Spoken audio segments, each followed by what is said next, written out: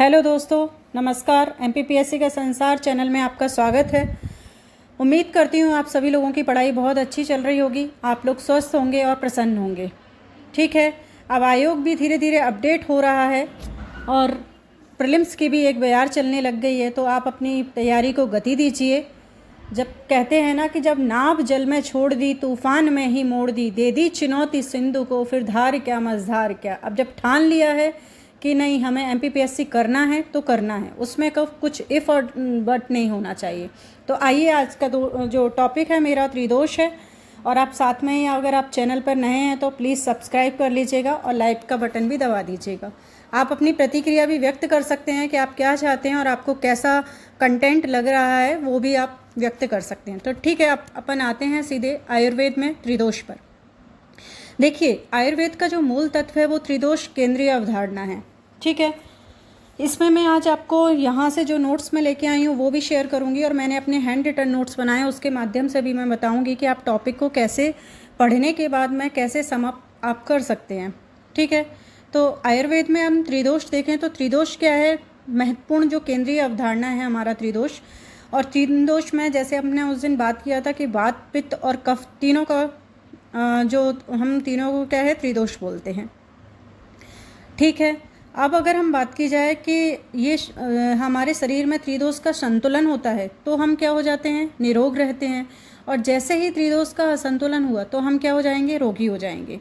ठीक है, तो इनकी परिभाषा क्या है आयुर्वेद के अनुसार। आप आयुर्वेद में देखिए बहुत सारे ग्रंथ हैं, जैसे आपका चरक संहिता है, जैसे आपका सुश्रुत संहिता है, जैसे सारंगधर संहिता है। ठीक है, अष्टांग हृदय। तो जब भी आप परिभाषा लिखें तो इनमें से एक कोट कर दें कि चरक संहिता के अनुसार, अष्टांग हृदय के अनुसार, सारंगधर संहिता के अनुसार, तो अच्छा इंप्रेशन पड़ता है।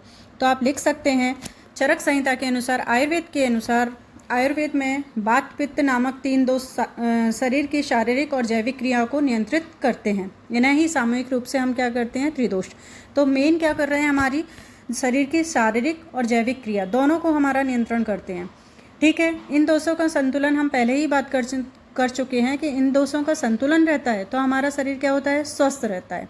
और इन तीनों का असंतुलन हुआ तो क्या हो जाता है, रोगी हो जाता है। ठीक है, देखिए नीचे आ गया ना, इन त्रिदोषों का वर्णन चरक संहिता में विस्तृत रूप से किया गया। अब वो जो एग्जामिनर है उसको पूरा पढ़ने के लिए नीचे आना पड़ेगा। अगर मैं मेंशन कर देती 2 नंबर में कि चरक संहिता, केवल इतना लिख देती चरक संहिता, फिर लिखती आयुर्वेद के अनुसार वात पित्त कफ नामक तीन दोषों की शारीरिक और जैविक क्रिया को नियंत्रित करने के लिए सामूहिक रूप से त्रिदोष कहते हैं, और इनका संतुलन होगा तो मनुष्य निरोग हो जाएगा, और इनका असंतुलन होगा तो मनुष्य क्या होगा, रोगी हो जाएगा। अब देखिए निर्माण, आयुर्वेद के अनुसार मानव शरीर 5 तत्वों से मिलकर बना है, हम देख ही चुके हैं, और इन 5 तत्वों से मिलकर त्रिदोष की रचना हुई है। तो 3 दोष क्या हैं, वात है, पित्त है, कफ है। ठीक है, वात, जैसा कि मैंने ट्रिक बताई थी, आप सबसे नीचे जो लिखा है देखिएगा, वात आवा, आवा यानी आकाश और वायु तत्व। आप जब भी पढ़ें इसी तरीके से पढ़िएगा, वात आवा वात करेंगे, आवा आजा की जगह बोल दो, आवा वात करेंगे, आवा यानी कि आकाश और वायु। पित्त, पित्त कब होता है, मुझे आज होता है, तो पित्त किससे बना है, आज, आज बोले तो अग्नि और जल। कफ, क प ज, कपज बोले तो क यानी कफ क्या है, पृथ्वी और जल, ये जो तीनों ये अपन ने कर लिया कि आवा बात करेंगे, आज मुझे पित्त हो रहा है, कफ यानी कपच। जब भी आप इसको रिवीजन करें इसी तरीके से दोहराइएगा। अब देखिए ये त्रिदोष का महत्व क्या होता है, या ऐसे पूछ लेगा कि त्रिदोष की प्रासंगिकता क्या है, त्रिदोष का प्रभाव क्या है, तो अपने को शब्दों को हेर फेर करना है, लेकिन मूल पॉइंट यही रहेंगे। सबसे पहले तो त्रिदोष से हमारा क्या हो रहा है, हमारा स्वास्थ्य का संतुलन हो रहा है। ठीक है, स्वास्थ्य का संतुलन क्यों, क्योंकि तीनों दोषों का संतुलन है तो मनुष्य क्या हो गया, निरोगी हो गया। पहला पॉइंट क्लियर है। आयुर्वेदिक निदान है, किसी भी बीमारी के कारण और निदान में हम त्रिदोष को देखते हैं। जैसे आयुर्वेद में मैंने आपसे डिस्कस किया था, अगर आपको याद हो, आयुर्वेद में अगर नाड़ी परीक्षण किया जाता है तो हमारे जो हाथ के कलाई के पास में हम नाड़ी हाथों को ले जाते हैं और देखते हैं कि नाड़ियाँ जो होती हैं हमारी 3 नाड़ी होती हैं, वो भी त्रिदोष से ही निर्मित होती हैं। वात होता है, पित्त होता है, कफ होता है। तीसरी बात की जाए तो व्यक्तिगत निदान या उपचार हो जाएगा। ठीक है। अगर हमें पता चल जाता है कि हमारा आज वात बढ़ा हुआ है तो हम उसी के अनुसार उपचार करते हैं। वात बढ़ा होगा तो मेरे शरीर में क्या होगा, दर्द शुरू हो जाएगा। आपके शरीर में जहाँ जहाँ वायु जाएगी वहाँ वहाँ वो दर्द पैदा करेगी। पित्त होगा तो क्या होगा, हल्की सी जलन होगी। ठीक है, तो इस तरीके से इसके लक्षण व्यक्तिगत उपचार आप कर सकते हैं। मानसिक और शारीरिक प्रभाव। ठीक है, तो वात दोष क्या करता है, मानसिक सक्रियता और गति देता है। अपन ने देखा था वायु का काम क्या होता है, गति और संचार होता है। पित्त क्या करेगा, पाचन और पाचन को ठीक करेगा। और कफ दोष क्या करेगा, शरीर में स्थिरता और क्या है, इम्यून सिस्टम को स्ट्रॉन्ग करता है, नियंत्रित करता है। फिर क्या कर रहा है, जैविक प्रक्रियाओं पर प्रभाव। जैविक प्रक्रिया हमारी जितनी भी मेटाबॉलिक क्रियाएं होती हैं, जितनी भी सारी उपापचय क्रियाएं होती हैं, उन सारी जैविक प्रक्रियाओं को कौन नियंत्रित करता है, त्रिदोष नियंत्रित करते हैं। तो सबसे पहले मैंने क्या देखा, स्वास्थ्य का संतुलन। जब मेरे त्रिदोष संतुलन है तो मेरे रोग, आयुर्वेदिक सिद्धांत, हर कुछ अपने से जोड़ के देखिएगा, क्योंकि जितना आप इसको एनालाइज करेंगे, जितना अपने आपके बॉडी पार्ट से जोड़ कर देखेंगे, उतना जल्दी आपके माइंड में ये फिट होगा। दूसरा आप बात कीजिए कि इससे आयुर्वेदिक निदान हो गया। तीसरा देखेंगे कि व्यक्तिगत निदान भी हो गया। चौथा देखेंगे मानसिक और शारीरिक प्रभाव हो गया, और जैविक प्रक्रियाओं पर प्रभाव हो जाएगा। ठीक है, अब आते हैं अपन किस पे, वात दोष पर। तो आवा हम बात करेंगे। अब आपको मैं ऐसे ही बोलूँगी, आवा बात करेंगे। आवा बोले आपके माइंड में चलना चाहिए, आकाश और वायु से हमारा वात का निर्माण हुआ है। तो पहली लाइन आपका वात में आएगी, तो आप लिख सकते हैं आयुर्वेद के अनुसार वात का निर्माण कैसे हुआ है, शरीर में गति या उत्साह उत्पन्न करता है, उसे क्या बोलते हैं, वात बोलते हैं। ठीक है, निर्माण कैसे हो रहा है, वायु और आकाश तत्वों से मिलकर इसका बना हुआ है। प्रकृति कैसी है वायु की, हल्की है वायु, ठंडी भी है, शुष्क भी है। ठीक है, तो पहले हमने देख लिया आयुर्वेद की परिभाषा, फिर हमने देख लिया निर्माण, फिर प्रकृति, शरीर में स्थान, जहाँ जहाँ खाली स्थान है ना वहाँ वायु है सबसे पहले। दूसरी बात हमारे क्या है, नाभि के नीचे वाले भाग में वायु है, हमारे पेट में वायु है, पेट में, और उसके साथ हमारी क्या है, कमर में, जंघा में हमारी वायु है, और पैरों वाले भाग में हमारी वायु उपस्थित होती है। ठीक है, और जहाँ जहाँ हमारा वायु को खाली स्थान मिलता है वहाँ वहाँ वायु अपनी चली जाती है। अब देखिए वात के कार्य क्या होंगे। सबसे पहले वायु है, हमने देख लिया, गति या उत्साह का संचार करेगा, तो हमारे शरीर में क्या कर रही है, गति और उत्साह का उत्पन्न कर रही है। फिर क्या है, विभिन्न पदार्थों का परिवहन। अब गति कर रही है, उत्साह ला रही है, तो एक से दूसरे तत्व पर क्या हो जाएगा, परिवहन और परिसंचरण कर रही है। शरीर का मुख्य संचालन में कर रही है। ठीक है, वात के कारण शरीर की समस्त धातुएं अपने कार्य करती हैं। समस्त धातु अपन ने देख लिया, सप्त धातु होती हैं। सप्त धातु रिकॉल कीजिए, रस, रक्त था, R2 था, M3 था, M3 में मांस था, मेदी था, मेदी यानी फैट, मज्जा था, अस्थि का हमको क्या करना है, शुक्र करना है। ठीक है, तो सप्त धातुओं को अपना कार्य करती है। वात से ही क्या है, रक्त परिसंचरण, पसीना, मलमूत्र जैसी क्रियाएं होती हैं। ठीक है, तो यहाँ वात के कार्य देख लिए, गति, उत्साह, परिवहन, परिसंचरण, संचालन। कीवर्ड्स को पकड़िए, अगर आप पूरा अपन लाइन याद करने लग जाएंगे तो कभी आप प्रिपेयर नहीं कर सकते हो। ठीक है, वात के प्रकार। अब देखिए वात के 5 प्रकार, आपको 7 मार्क में बनने की बहुत ज़्यादा संभावना है। 2 नंबर में भी लिखवा लेगा कि वात के प्रकार क्या होते हैं, और 7 मार्क में भी बन सकता है, या फिर पूरे वात पर क्वेश्चन बन सकता है 10 मार्क में कि वात दोष क्या होता है, इसके प्रकारों को समझाते हुए इसके कार्यों को समझाइए। इस तरीके से बन सकता है। तो वात के प्रकार क्या होते हैं, प्राणवायु। वात यानी क्या होती है, वायु। ठीक है, प्राणवायु, उदान वायु, समान वायु, अपान वायु। ठीक है, और क्या हो जाएगा, व्यान वायु हो जाएगा। अब देखिए इसे याद कैसे रखें, बहुत सिंपल है। सबसे पहले प्राण। प्राण कहाँ होंगे, हमारे हृदय में। सबसे पहले आप बॉडी पार्ट से, सिर से आप नीचे चलेंगे तो आपका क्या आएगा, आपका गला आएगा। ठीक है, गला है, गले में पहले चलिए, 2nd नंबर पे आप जाइए, उदान वायु। ठीक है, तो आप यहाँ आएंगे, ये वायु बात में आई है, तो सबसे पहले आप जाइए उदान वायु पर। उदान वायु हमारे कहाँ पर होगी, कंठ में होगी। कंठ यानी गला। ठीक है, तो कंठ हमारा क्या काम करता है, यहीं देख लीजिए। कंठ से क्या होगा, हमारा लेरिंग्स स्वर निर्माण करेगा, मानसिक स्पष्टता आती है, तीव्र संवेदी कार्य को बढ़ावा मिलता है। जब हम कंठ से नीचे आते हैं तो आपका क्या आएगा, हृदय आएगा। तो हृदय में कौन सी वायु है, प्राणवायु। अपन कहते हैं ना कि देखिए प्राण पखेरु उड़ गए। प्राण पखेरु उड़ जाना यानी कि शरीर से सांसों का रुक जाना, आत्मा का परमात्मा में मिलन हो जाना, यानी कि हमारा बॉडी में हमारी निर्जीव हो जाना, प्राणवायु। तो प्राणवायु हृदय से कहाँ रहेगी, ऊपरी भाग पर रहेगी, अंगों को जीवित रख रही है। ठीक है, समझ गए कि जैसे मैंने एग्जाम्पल दिया, प्राण पखेरु उड़ गए, खाना पीना, सांस लेना, सारे कार्यों को यही नियंत्रण कर रही है। इसके बाद में समान वायु। समान कहाँ आएगी? तो सबसे पहले आप उदान को याद करिएगा। अगर आप क्रम वाइज सोचिएगा, सबसे पहले उदान है, उदान यानी कंठ है। उदान के बाद नीचे आया हृदय आया मेरा, तो मेरा प्राणवायु हो गई। प्राण के बाद में नीचे आइए थोड़ा सा नाभि आएगी, आप देखते हैं पेट आएगा, नाभि आएगी, तो नाभि में क्या हो जाएगी आपकी? हृदय से जो नाभि तक कौन सी? समान वायु हो जाएगी। समान वायु क्या करेगी? शरीर में द्वारा जो उपभोग में लाई जाती है, भोजन हो गया, सांस विचार आदि को क्या है इससे संबंधित होगी अपनी। ठीक है। इसके बाद में आप आएंगे अपान वायु। अपान वायु जो हमारे शरीर से बाहर निकलती है वो अपान वायु ही होती है। अपान वायु क्या होती है? नाभि के नीचे स्थित होती है। ठीक है। तो नाभि के नीचे स्थित होगी तो क्या है? जठराग्नि नियंत्रण में महत्वपूर्ण भूमिका निभाएगी। देखिए, मलमूत्र वीर्य निष्कासन में सहायक, सांस छोड़ना पसीना निकलना में सहायक हो जाएगा। ठीक है। तो जो वेस्टेज के रूप में हमारा निकलती है वो अपान वायु। तो सबसे पहले मैंने क्या पढ़ा? उदान। और उसके बाद में हम व्यान को कैसे याद रखेंगे? व्यान को हम सारे शरीर में हमारी क्या होगी? व्यान वायु होगी। जब हम कुछ खरीदते हैं तो अपन व्याना नहीं देते, तो इस तरीके से याद रख सकते हैं। व्यान क्या है? समस्त शरीर में। तो व्यान है ये अन्य चारों वायु को संतुलित करेगी और संतुलन और समन्वय की भावना के लिए जिम्मेदार हो जाएंगे अपने व्यान। ठीक है। अब देखिए, सबसे पहले आप क्या याद रखेंगे? उदान। उदान क्यों रखेंगे? क्योंकि गला यानी कंठ, कंठ से संबंधित जितनी भी क्रिया होगी इसमें आपको रटना बिल्कुल नहीं है। जितना अच्छे से आप समझेंगे उतना अच्छे से आप लिख पाएंगे। उदान कंठ का कार्य क्या हो जाएगा?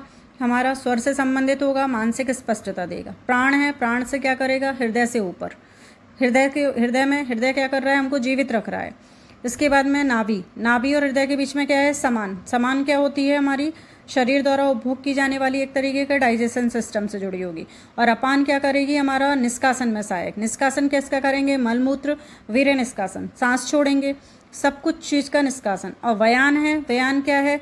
देखिए, एक व्यक्ति होता है जो सभी में संतुलन बना के रखता है, इस तरीके से व्यान है। ठीक है। अब देखिए, किसी भी चीज़ की अधिकता होती है तो क्या है? रोग हो जाता है, कमी होती है तो भी रोग हो जाता है। तो क्या होना चाहिए? संतुलन होना चाहिए। तो शरीर में कमी होगी तो कमी के लक्षण, लार टपकेगी, उपकाई आएगी, मितली आना, जैसे कहते हैं ना बात की कमी हो गई, यानी कि कभी कभी कहते हैं मुझे एसिडिटी हो रही है, एसिडिटी के कारण क्या हो रही है? वॉमिटिंग, तो ये उसी के कारण उपकाई और मितली। कार्य के प्रति अरुचि, अब जब एसिडिटी हो रही है तो हमारे किसी भी कार्य में मन नहीं लगेगा।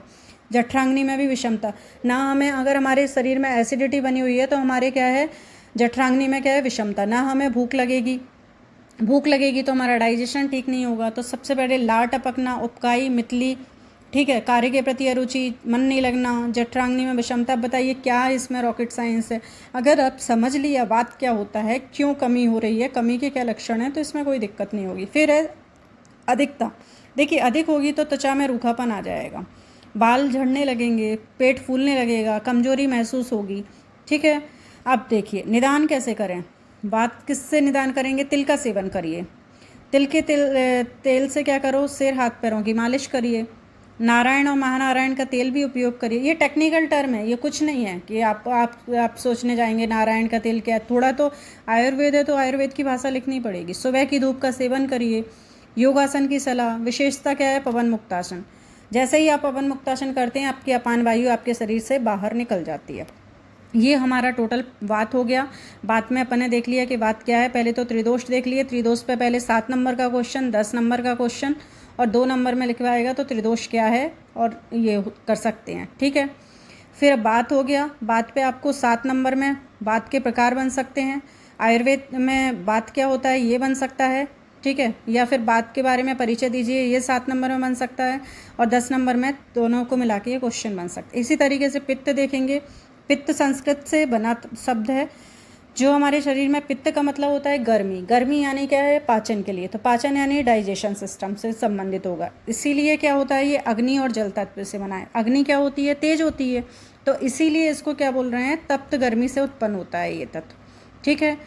और यह इसका निर्माण हो गया अग्नि और जल से। आज मुझे पित्त हो रहा है, याद आई है टिक। प्रकृति गर्मी, गरम हो गया। गरम क्यों है? क्योंकि अग्नि है। अग्नि आप समझ सकते हैं गरम, हल्की भी है, तीक्ष्ण भी है, तरल है। तरल क्यों है? अग्नि और जल दोनों ही, जल है इसलिए तरल है। तैलीय है और गतिशील। शरीर में स्थान कहाँ होगा? पाचन। अग्नि का किससे संपित्त क्या है? पाचन के लिए। तो ऑब्वियसली पाचन है।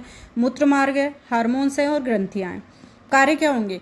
देखो, अब जब पाचन है तो पाचन तंत्र में ही तो मदद करेगा, जो जिसका कार्य होगा उसी में तो मदद करेगा। विशेष रूप से किसका करेगा? फैट का पाचन करेगा, वसा का पाचन। अब क्या करेगा? प्रीत पितृदोष क्या करेगा? शरीर से टॉक्सिक क्या है बाहर निकाल देगा। टॉक्सिक बाहर निकले तो क्या है? लीवर की भी सफाई हो गई। पोषक तत्वों क्या हो गया? अवशोषण मिल गया। आंत की क्या है? सफाई हो गई। जठराग्नि का क्या हो गया? नियमन हो गया। एंजाइम और हार्मोन का क्या हो गया? नियंत्रण हो गया। और ये सब कुछ हमारे अंदर हो जाएगा तो हमारे अंदर एक साहस और खुशी का संचालन आ जाएगा ना, कि आहा, ये सारे मेरे काम संपन्न हो गए। ठीक है। अब देखिए पित्त के प्रकार। पित्त के प्रकार की बात की जाए तो ये फिर अपन को 7 मार्क्स में मेरे को तैयार करना है कि पित्त के क्या प्रकार होते हैं। तो देखिए इसकी ट्रिक मैंने बनाई है। एक साधक होता है, ठीक है, साधक है। साधक क्या करेगा? साधक का एक भाई होता है भ्राजक, ठीक है, भ्राजक हो गया। भ्राजक क्या करेगा? आलोचना। साधक है, जो साधक होता है उसकी आलोचना होती है। हालांकि एक साधक को आलोचना, विवेचना और प्रशंसा से कोई फर्क नहीं पड़ना चाहिए। एक साधक को अपनी धुन में लगे रहना चाहिए। लेकिन अपन यहाँ याद रखने के लिए करेंगे कि साधक है, ऊपर सबसे ऊपर आप देखेंगे साधक है, फिर भ्राजक है। साधक यानी भ्राजक, भ्राजक भ्राता से याद रख सकते हैं। भ्राजक है, ठीक है, फिर क्या होगा? आलोचक। साधक की आलोचना भी होगी तो आलोचक। आलोचक। साधक क्या है? रंगा रहेगा। रंगा रहेगा यानी रंजक। और साधक क्या है? पाचक भी होगा। साधक का एक पाचन तंत्र भी होगा। अब देखिए साधक है, अब फिर रिपीट करिए, साधक, भ्राजक, भ्राता हो गया, आलोचक भी होगी, आलोचना, रंजक हो गया और पाचक हो गया। साधक का स्थान अब पहले मैं आपको यहाँ ऊपर बता देती हूँ, उससे फिर ये टेबल के माध्यम से आपको समझने में ईजी हो। साधक क्या है? एक साधक अपने हृदय में वो ले लेता है कि नहीं मुझे करना है साधना, तो करना है, हृदय से सोच लेता है। तो ऐसे सोचिए, साधक हृदय। भ्राजक क्या है? जो भ्राता है उसकी त्वचा मुझे बहुत प्रिय होती है, तो भ्राता है, भ्राता हर किसी को प्रिय होता है, तो उसकी भ्राजक हो गया त्वचा। आलोचक। आलोचक यानी नेत्र। अपन क्या है, किसी को नेत्र से देखा, उसके बाद अपन ने आलोचना करी। आंखें देखिए, सुना हुआ, कानों सुना हुआ, अगर कोई आपके बोलता है कि नहीं वो आपके बारे में ऐसा बोल रहा था, ये है, तो सुनने पर मत जाइए। सुनने पर जाएंगे तो आज कोई भी रिश्ता बचेगा ही नहीं। आंखों देखा जाइए। इसलिए आलोचना तभी आप करते हैं जब पहले आपने आंखा देखा, तब आप आलोचक हो गया। रंजक। रंजक यानी रंगा रहेगा किसमें? रक्त में। रक्त यानी अपना पूरा हो जाएगा लिवर और प्लीहा। और पाचक कहाँ है? पाचक तो ऑब्वियसली आंत हो गया। अब इसमें याद करने में कोई दिक्कत नहीं है। साधक आप फिर से रिपीट करिए, देखिए सारणी में देख लेते हैं। साधक का स्थान हृदय है। हृदय के साथ सात्विक भाव उत्पन्न होगा, मस्तिष्क को सक्रिय करेगा, हृदय और मन को नियंत्रित करेगा। ठीक है। आप स्थिति समझ जाएंगे तो कार्य अपने आप लिख देंगे। स्थिति को केवल क्लियर करिए। भ्राजक यानी त्वचा है। त्वचा में क्या है? चमक उत्पन्न करने, उत्तरदायी शरीर की गर्मी नियंत्रित करनी। अपन पित्त पढ़ रहे हैं तो साथ में भाजक पित्त हो जाएगा। फिर आलोचक पित्त, आलोचना यानी नेत्र, नेत्र ज्योति को बढ़ा देगा। रंजक यकृत और प्लीहा यानी रक्त का निर्माण, त्वचा का रंग निर्धारण करेगा। ठीक है। पाचक पित्त यानी आंत, अन्न के रस का पाचन करेगा, जटिल पदार्थों को सूक्ष्म पदार्थों में परिवर्तन कर देगा। अब देखिए इसकी कमी होगी तो अपच होगा, कब्ज हो जाएगी। अगर आपकी पित्त की कमी होती है, क्योंकि पित्त का पाचन में महत्वपूर्ण भूमिका, तो अपच या कब्ज हो जाएगा। टेम्परेचर कम हो जाएगा क्योंकि गर्मी हमारे अंदर कम हो जाएगी। शरीर में जकड़न हो जाएगी, चेहरे की चमक फीकी पड़ेगी, नाखून सफ़ेद दिखाई दे देंगे। अधिकता हो जाएगी तो भोजन का सही पाचन क्या है? नहीं हो पाता। शरीर में जलन हो जाएगी, शरीर की गर्मी से समस्या उत्पन्न हो जाएगी और त्वचा में पीलापन आता है। अब इसके उपाय क्या हो सकते हैं? जब भी मुझे पित्त होता है तो मेरे यहाँ बोला जाता है कि आप रसगुल्ला खा लीजिए। रसगुल्ला का मतलब मीठे का सेवन कर लीजिए। तो ऐसे याद रख सकते हो, शीतल और मीठे पदार्थ खाना चाहिए, जैसे नारियल पानी, तरबूज, गन्ने का रस। पित्त को शांत करने वाले फल खाइए। क्या? अंगूर, केला। पित्त यानी क्या होता है? बड़ा होगा तो क्या है? गर्मी होगी, गर्मी होगी तो उसके अंगूर खाओ, केला खाओ, नाशपाती, ठंडक दो। हरी सब्जियां खाना चाहिए। धूप और गर्मी से बचाव करना चाहिए। दिन भर क्या है? पानी पीते रहो। बॉडी को क्या है? मतलब हाइड्रेट रहने दीजिए, जिससे क्या है? बॉडी डिटॉक्स होती रहेगी। ठीक है। त्रिफला चूर्ण, एलोवेरा, आंवला रस, इन सब का अपन सेवन करते रहना है। इसके बाद हम आते हैं लास्ट, कफदोष। कफदोष क्या है? शरीर के अंगों का पोषण करेगा, शरीर में चिकनाई उत्पन्न करेगा। ठीक है। शरीर को दृढ़ता भी प्रदान करता है। और कपज, अपन ट्रिक अपनी क्या है? कपज। कफ यानी पृथ्वी और जल। शरीर में स्थान क्या है? गले के ऊपर। कफ कहाँ होगा? गले में ही होगा ऑब्वियसली। कहाँ होगा? जब ज़्यादा हो जाएगा तो अपना सिर में हेडेक होने लग जाता है, माइग्रेन होने लग जाता है, तो वो हो जाएगा सिर और हड्डी के जोड़ों में। कफ के कार्य क्या है? शरीर में सभी अंगों का पोषण करेगा। वात और पित्त का नियंत्रण करेगा, मानसिक और शारीरिक क्षमता का विकास, रोग प्रतिरोधक क्षमता का विकास, कम काम शक्ति का नियंत्रण करेगा। अब देखिए इसको कैसे याद रखेंगे, इसको याद रखिए सबसे पहले क्लेदन, ठीक है, क्लेदन यानी क्लेश, अब क्लेश नहीं करना, अब कलेश नहीं करना, कलेश यानी होता है लड़ाई, क्लेदन होता है अवलंबन, क्लेदन अवलंबन, अब हृदय, क्लेदन यानी आमाशय, ठीक है। अब देखिए सा 3 सा हैं इसमें, श्लेषण, ठीक है, श्लेषण के बाद रसन, ठीक है, और फिर स्नेहक हो जाएगा। तो श्लेषण क्या है, संधि है, जोड़ों का नियमन करेगा, फिर रसन यानी कंठ हो गया, ठीक है, रसना यानी कंठ, और स्नेहक तर्पक यानी मस्तिष्क, इंद्रियों का नियंत्रण किया, ठीक है। तो क्लेदन है, क्लेदन यानी आमाशय, अवलंबन यानी क्या है, हृदय, और श्लेषण यानी संधि, रसन यानी कंठ, स्नेहक यानी मस्तिष्क। तो क्लेदन क्या करेगा, अन्न को नम, आमाशय में क्या खाएंगे अपन, अन्न जाता है हमारा नम और मुलायम, हृदय क्या है, सात्विक भाव, वही कार्य हैं इसके, बस आपने प्रकार देखना है, स्थिति देखना है। यहाँ श्लेषण क्या करे, संधि, संधि यानी जोड़ों का नियमन, रसन यानी रसों का ग्रहण, स्नेहक यानी इंद्रियों का नियंत्रण। अब कमी से फिर शरीर में जकड़न आएगी, ठीक है, नींद में कमी आएगी, शरीर फूलेगा, कंठ में जलन होगी, जोड़ों में ढीलापन होगा, अधिकता होगी तो श्लेष्मा का अधिक निर्माण हो जाएगा, आलस्य हो जाएगा, कफ होगा तो भारीपन होगा, सिर में दर्द हो जाएगा, श्वास संबंधी लक्षण दिखाई देंगे, अस्थमा वगैरह ये सारा अपना हो जाए। निदान क्या उपाय क्या है, सबसे पहले कफ के लिए अगर बढ़ा हुआ है तो बोलते हैं आप कड़वा, तीखा, कसाय आदि रसों का सेवन करिए, ठीक है, जैसे आंवला वगैरह का, वो शहद का सेवन करिए। भोजन में क्या है, जौ की रोटी खाइए, गेहूं को त्याग कर दीजिए, उपवास करिए, योगासन करिए, प्राणायाम को नियमित जीवन में शामिल करिए। तो देखिए आज का हमारा जो चैप्टर था, मेरा त्रिदोष आज का मुख्य विषय था, ये हमारा समाप्त हुआ। आशा करती हूँ आपको समझ में आया होगा, और इसके आगे फिर हम कल पंचमहाभूत पर बात करेंगे। इसमें मैंने देखिए इस तरीके से बनाए हैं, आप इनको इस तरीके से बना सकते हो। मैंने पूरा एक में शामिल कर लिया है कि बात क्या है, सबसे महत्वपूर्ण है शरीर की सारी गतिविधियाँ, रक्त संचरण, पसीना, मूलमूत्र हो गया, बात का स्थान हो गया, बात के शारीरिक लक्षण, मानसिक लक्षण, बात के प्रकार। मुझे पता है कि प्राण उदान समान मेरा इससे काम चल जाएगा, इसलिए मैंने प्रकार लिख लिए। बात बढ़ने के कारण, बात दोषों को संतुलित कैसे करें, क्या पत्त अपत्त। देखिए एक और मैं बात बताऊं, आयुर्वेद में क्या है, पथ्य ही निदान है, पथ्य ही औषधि है। पथ्य का मतलब है जो आप आहार ले रहे हैं, जो आहार ले रहे हैं वही औषधि है। तो आहार क्या है, ऋतुचर्या और दिनचर्या के अनुसार हम आहार लेना चाहिए, वही औषधि का काम करता है। तो ये मेरे बात के दोष, ये पित्त दोष हो गया, ठीक है। इसी तरीके से आप देख लीजिए, आपको एसएस लेना हो एसएस के माध्यम से देख लीजिएगा, और ये मेरा कफ दोष हो गया, ठीक है। तो इस तरीके से ये हमारा आज का टॉपिक हमारा कंप्लीट हुआ। अगर आप न्यूज़पेपर पढ़ते होंगे तो कल आपने एक आयुर्वेद से संबंधित हमारी न्यूज़ थी कि जो सर्वपल्ली राधाकृष्णन राजस्थान आयुर्वेद विश्वविद्यालय है जोधपुर का, उसमें पहली बार हमने ब्रिटेन और जर्मनी के साथ में MOU साइन किया है। उसके लिए हम 3 साल का कोर्स आयुष को बढ़ावा देने के लिए, ब्रिटेन और जर्मनी के जो छात्र आएंगे वो हमारे यहाँ पढ़ेंगे। तो आयुष के लिए देखिए बढ़ावा देने के लिए भारत सरकार अभी कितना कार्य कर रही है, और विदेशों में भी इसके प्रति कितना जागरूकता है। इसके साथ ही एक आयुष से संबंधित परसों न्यूज़ आई थी कि मध्य प्रदेश को आयुष का हब बनाया जा रहा है, और 180 करोड़ रुपये मध्य प्रदेश में आयुष के लिए निवेश किया जा रहा है। और ऐसा मध्य प्रदेश में पहला, मतलब देश में पहला स्टेट है इस तरीके का निवेश होने के लिए। तो आप करंट अपडेट्स को भी देखते रहा करिए, क्योंकि अपन कुछ भी वर्तमान का परिदृश्य डाल सकते हैं। ये हमारे आंसर में क्या है, वैल्यू एडिशन का काम करता है, जो अन्य लोगों से बेहतर बनाता है, और हमें अत्यधिक इसमें हमारे आंसर का वैल्यू एडिशन हो जाता है। धन्यवाद, आपसे मिलते हैं फिर कल।